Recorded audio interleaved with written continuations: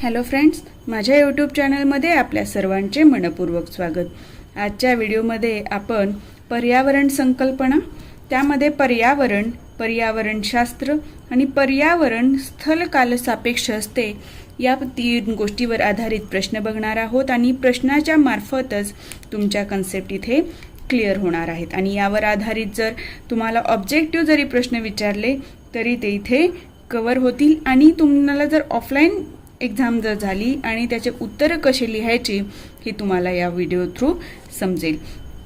त्यापूर्वी तुम्ही चॅनलवर नवीन असाल आणि चॅनलला अजूनही सबस्क्राइब केलेलं नसेल तर सबस्क्राइब करा, जेणेकरून तुम्हाला व्हिडिओचे नोटिफिकेशन्स येतील आणि व्हिडिओ लवकरात लवकर बघता येईल। आता बघा, प्रश्न घेऊया आपण। पर्यावरण म्हणजे काय ते स्पष्ट करा। म्हणजे आपण इथे पर्यावरण ही संकल्पना बघणार आहोत। पर्यावरण ही संकल्पना बहुव्यापक सर्वसमावेशक असल्याने क्लिष्टही आहे, असं हे प्रस्तावना तुम्हाला प्रश्नाचे उत्तर लिहिताना लिहायचं आहे। आता बघा, पर्यावरणामध्ये अनेक गोष्टी आहेत म्हणून त्याला काय म्हणलेलं आहे, बहुव्यापक सर्वसमावेशक। म्हणजे बऱ्याच गोष्टींचा समावेश पर्यावरणामध्ये होत असतो। आणि याच्यामध्ये बघा, आता सजीव पर्यावरणामध्ये काय काय होत असतं, सजीवांची निर्मिती होते, वाढ होते आणि नाश। या नैसर्गिक क्रियांसाठी सभोवतालच्या सजीव व निर्जीव घटकांची गरज असते। या सर्व घटकांच्या एकत्रित स्थितीला पर्यावरण म्हणतात। म्हणजे इथे तुम्हाला पर्यावरण म्हणजे काय हे लक्षात आलं। कुठल्याही सजीवाची निर्मिती म्हणजे जन्म होणे, त्याचा वाढ होणे आणि ते मृत्यू पावणे, म्हणजे निर्मिती, वाढ व नाश या सर्व कशा आहेत, नैसर्गिक क्रिया आहेत, बरोबर आहे। म्हणून आणि या नैसर्गिक क्रिया होत असताना आपल्या सभोवतालच्या सजीव आणि निर्जीव घटकांची गरज असते, बरोबर आहे। सजीव म्हणजे काय, आपली निर्मिती झाली, म्हणजे आपली निर्मिती होताना आपल्याला जन्म देताना, प्राण्यांना जन्म देताना, म्हणजे मनुष्य असो किंवा प्राणी असो किंवा सूक्ष्मजीव असो, या सर्वांची निर्मिती होण्यासाठी, जन्म होण्यासाठी त्यासाठी सजीव कारणीभूत असतो। त्यांची वाढ होण्यात मदत करण्यासाठी पण सजीव, किंवा आपल्याला ऑक्सिजनची गरज ही वनस्पतीमार्फत होते, पूर्ण होते, ती काय, सजीवांमार्फत। निर्जीव म्हणजे काय, इथे मृदा असेल, हवा असेल, पाणी असेल, म्हणजे या निर्जीव घटकांचा सुद्धा आपल्याला ह्या सर्व क्रियांमध्ये काय होते, गरज पडते। आणि या सर्व घटकांच्या एकत्रित स्थितीला काय म्हणतात, पर्यावरण म्हणतात। लक्षात आलं। तर सजीवांची निर्मिती, वाढ व नाश या नैसर्गिक क्रियांसाठी सभोवतालच्या सजीव व निर्जीव घटकांची गरज असते। या सर्व घटकांच्या एकत्रित स्थितीला पर्यावरण म्हणतात। लक्षात आलं।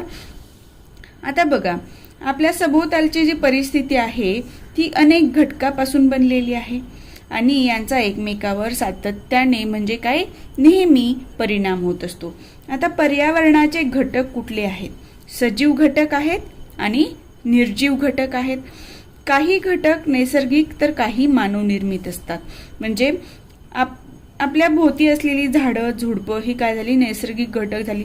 पण आपण तयार केलेलं घर, घरामधल्या मोबाईल, लॅपटॉप, पेन, पेन्सिल यासारख्या काय आहेत, ह्या मानवनिर्मित गोष्टी आहेत, पण आपल्या पर्यावरणाचा ह्या भाग आहेत, बरोबर आहे। तर काही नैसर्गिक तर काही मानवनिर्मित घटक असतात।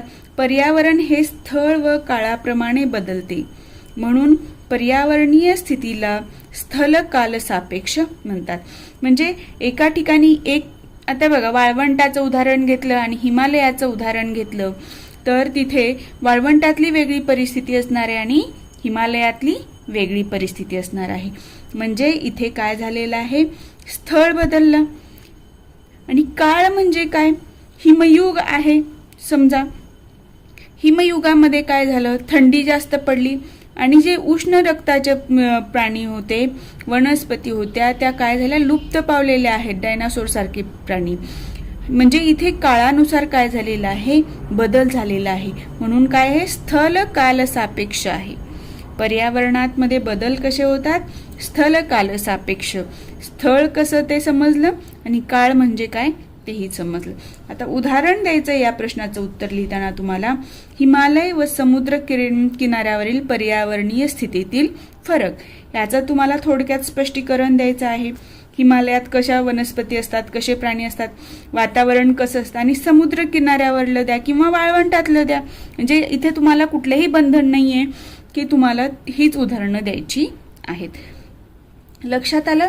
पर्यावरण म्हणजे काय ह्या प्रश्नाचं उत्तर लिहिताना पर्यावरण म्हणजे काय ते स्पष्ट करा असं दिल्यानंतर 1-2 ओळीमध्ये तुम्हाला काय द्यायचे, प्रस्तावना, त्यानंतर व्याख्येमध्ये ह्या सर्व गोष्टींचा समावेश झाला पाहिजे. सजीवांची निर्मिती, वाढ व नाश या नैसर्गिक क्रियांसाठी सभोवतालच्या सजीव आणि निर्जीव घटकांची गरज असते आणि या एकत्रित परिस्थितीला आपण पर्यावरण म्हणतो. किंवा आपल्याला एक सोपी भाषा आहे, पर्यावरण म्हणजे काय, आपल्या बाजूचे वातावरण म्हणजे काय पर्यावरण. तर आजूबाजूला काय काय गोष्टी होतात त्या सर्व गोष्टी इथे थोडक्यामध्ये या व्याख्येमध्ये आलेल्या आहेत. आता आपल्या सभोवतालचं पर्यावरण अनेक घटकापासून, म्हणजे ते पर्यावरणाचे घटक जर विचारले थोडक्यात तुम्ही सांगितले इथे सजीव आणि निर्जीव, तर याचं एक्सप्लेनेशन द्यायचं थोडक्यात, सजीव घटक कुठले आणि निर्जीव घटक कुठले. त्यानंतर तुम्हाला हे सांगायचं की हे जे घटक आहेत ते फक्त सजीव आणि निर्जीव एवढेच पर्यावरणाचे घटक आहेत का, नाही. तर याचं वर्गीकरण तुम्ही असंही करू शकता, नैसर्गिक घटक, परत याचं असं नैसर्गिक आणि मानव निर्मित. म्हणजे तुम्हाला कुठल्या पद्धतीने मांडणी करायचं ते तुमच्यावर डिपेंड आहे. पण एक वाक्य लिहिणं महत्त्वाचं आहे याच्यामध्ये हे पर्यावरण संकल्पना स्पष्ट करताना की पर्यावरण हे स्थल काल सापेक्ष बदलत असते आणि त्याचं हे तुम्हाला उदाहरण देऊन स्पष्टीकरण द्यायचं आहे. म्हणजे तुमची पर्यावरण ही संकल्पना तिथे पूर्णतः कंप्लीट होईल. मानवाने आपल्या हव्यासापायी पर्यावरणाचे अतोनात हानी केलेली आहे, त्यामुळे पर्यावरणाचा समतोल बिघडला आहे. हा समतोल पुन्हा प्रस्थापित करण्याची गरज निर्माण झाली आहे. म्हणजे तुम्हाला पर्यावरण म्हणजे काय माहीत झालं, पर्यावरणाचे घटक काय झालं, पर्यावरणाची याच्यावरून सद्य परिस्थिती काय आहे हे लक्षात येईल. आणि पर्यावरणाची ही सद्य परिस्थिती म्हणजे आता जी परिस्थिती आहे ती काय, पर्यावरणाची हानी झालेली आहे ह्या वाक्यातनं स्पष्ट होतं. आणि समतोल बिघडला आहे हेही स्पष्ट होतं. आणि उपाययोजना काय, तर ह्या वाक्यातनं स्पष्ट होतं की हा समतोल पुन्हा प्रस्थापित करण्याची गरज निर्माण झाली आहे. आणि तिथे तुम्ही म्हणू शकता की संवर्धन करून आपण किंवा संरक्षण करून पर्यावरणाची हानी भरून काढतो. म्हणजे तुम्हाला पर्यावरण ही संकल्पना स्पष्ट करताना प्रस्तावना,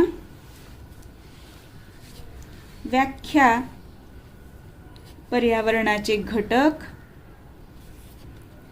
त्यानंतर उदाहरण, सद्य परिस्थिती आणि त्यावर उपाययोजना, हे तुम्हाला सर्व घटक तुमच्या या प्रश्नाच्या उत्तरामध्ये आले पाहिजेत. प्रस्तावना 1 ते 2 ओळीमध्ये, व्याख्या जी आहे ती तुम्हाला जी सुटेबल वाटेल ती तसंच लिहावं असं काहीही बंधन नाही. घटक, त्याच्यानंतर उदाहरण द्या म्हणजे तुम्हाला ती कन्सेप्ट क्लिअर झाली आहे हे तिथे समजेल. सद्य परिस्थिती म्हणजे काय झालं, पर्यावरणाची हानी झालेली आहे, समतोल बिघडला आहे.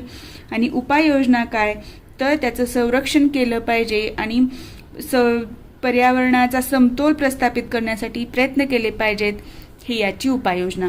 म्हणजे हे 6 घटक जर तुमचे थोडक्यामध्ये 2-2 ओळीमध्ये तुम्ही लिहिलात तर 10 ते 15 ओळी सहज बनतात आणि तुमचं उत्तर पूर्ण होतं, परिपूर्ण होतं. पूर्ण म्हणता येणार नाही, परिपूर्ण.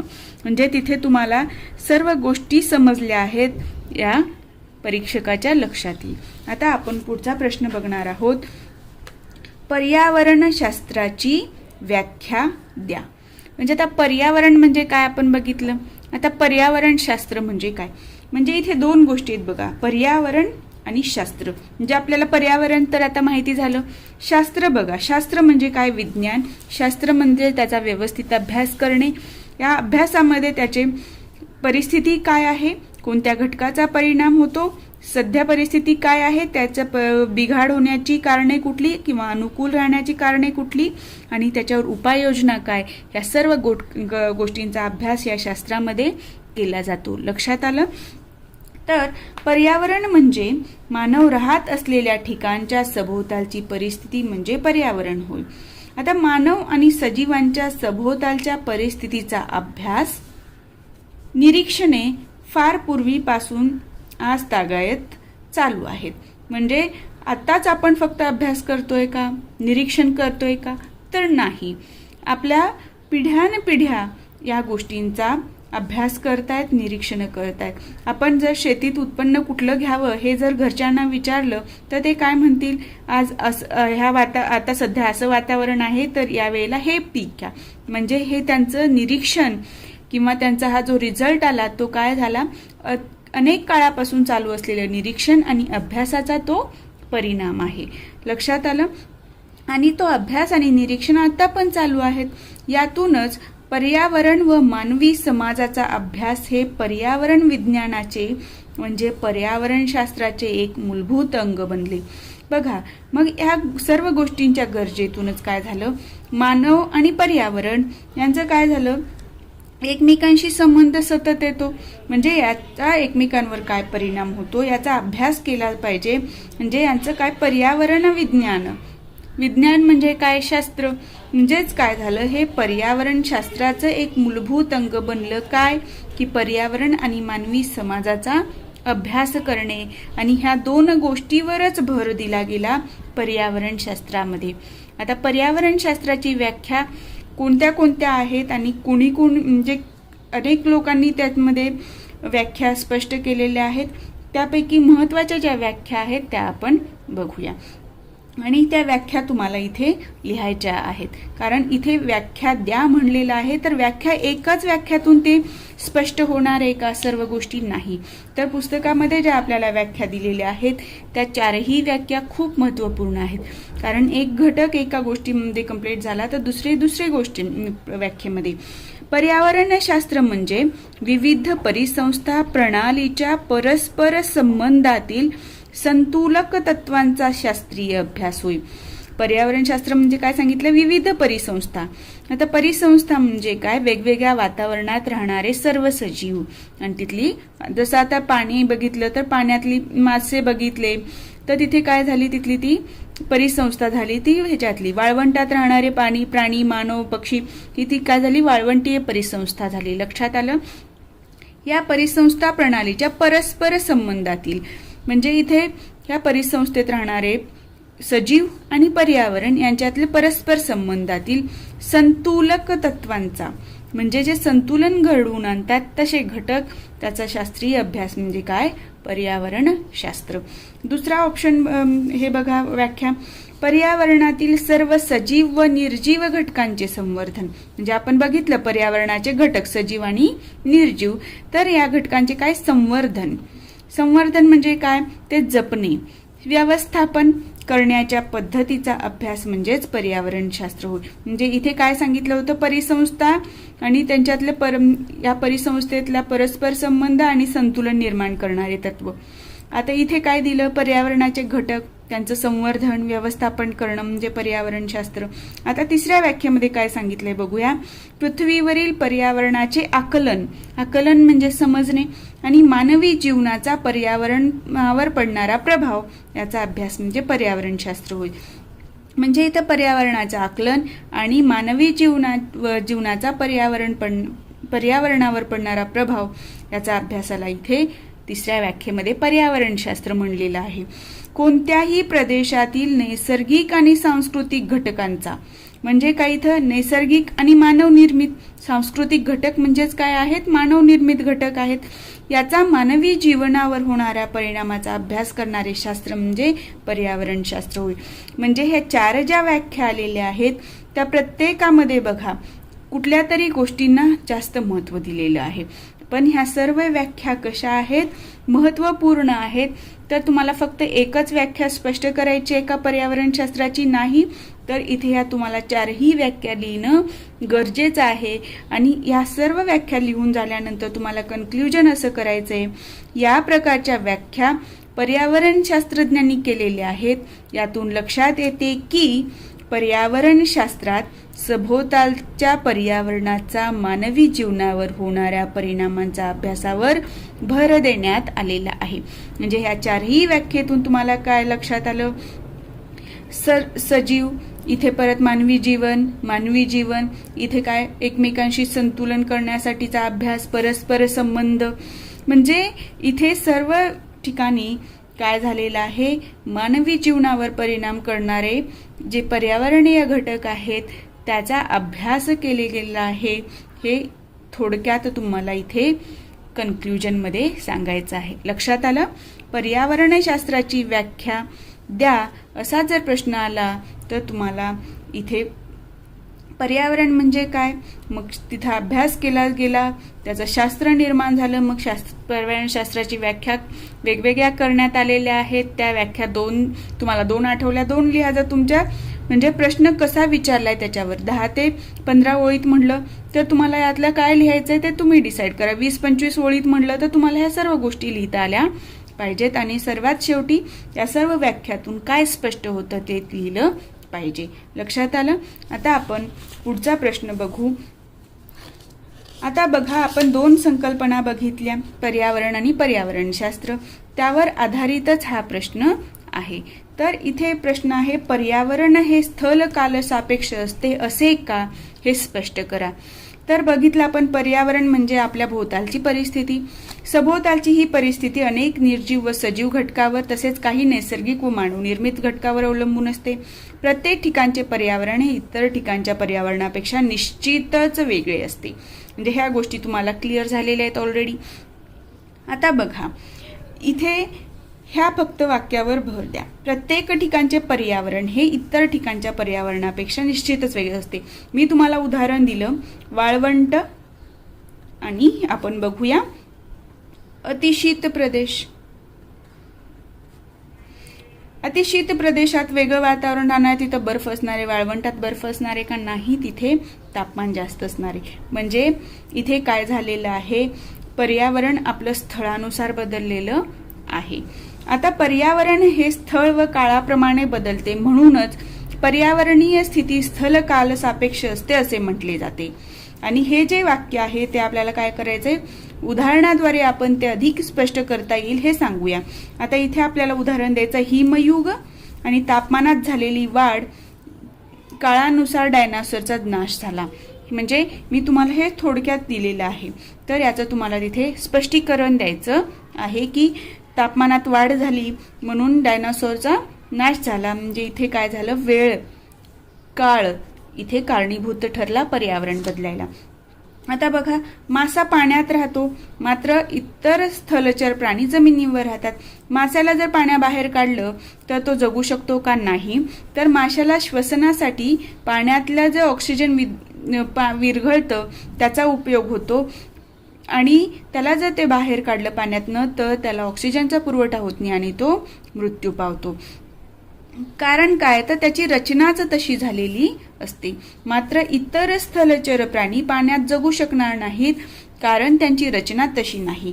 कशी, तर स्थलचर प्राणी हा प्राणवायू कुठला घेतात, हवेतला घेतात.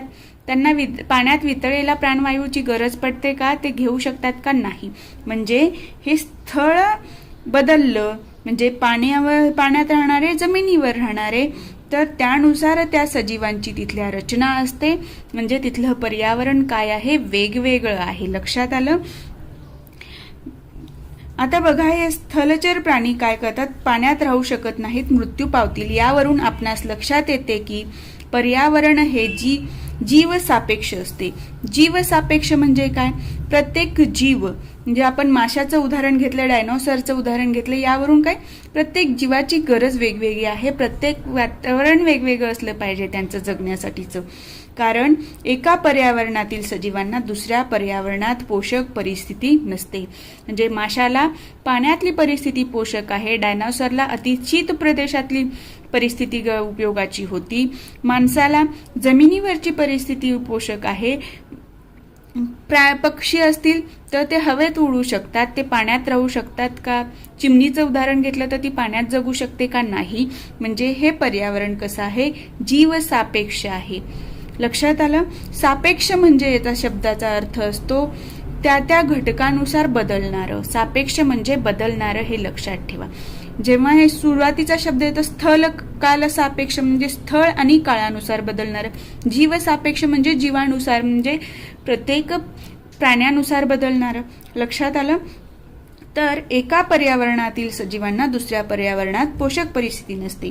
आणि हे कन्क्ल्युजन थोडक्यात, प्रत्येक पर्यावरणाचा स्वतःचा असा एक समतोल असतो.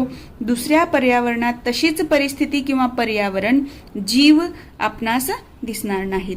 म्हणजे त्यांचं प्रत्येकाचा समतोल वेगवेगळा आहे, प्रत्येकाची गरज वेगळी आहे, त्यानुसार तिथले घटक असतात. आणि दुसऱ्या पर्यावरणात तशी परिस्थिती किंवा पर्यावरण नसतं. आणि तिथे जसं वाळवंटामध्ये जसे जीव आहेत, प्राणी पक्षी आहेत, तसे हिमालयात आहेत का? नाही. म्हणजे प्रत्येक ठिकाणचे प्राणी जीवन हे वेगवेगळं आहे. म्हणूनच पर्यावरण हे स्थल काल सापेक्ष असते असे म्हणतात.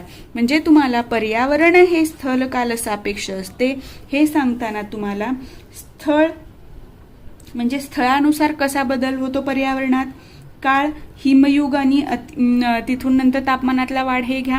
परत जीवसापेक्ष इथे घ्या. म्हणजे ह्या गोष्टी क्लिअर करा उत्तर लिहिताना, आणि याची उदाहरणं तुम्हाला द्यायची आहेत. आणि प्रत्येक ठिकाणचा जीव किंवा तिथली परिसंस्था वेगळी कशी आहे आणि ती दुसऱ्या वातावरणात कशी टिकू शकत नाही हे स्पष्ट करा. म्हणजे तुम्हाला तिथून त्या प्रश्नाच्या उत्तरातनं हे स्पष्ट होईल की पर्यावरण हे स्थल काल सापेक्ष वेगवेगळं असतं. लक्षात आलं? या प्रकारे तुम्हाला या प्रश्नांची उत्तरं लिहायची आहेत.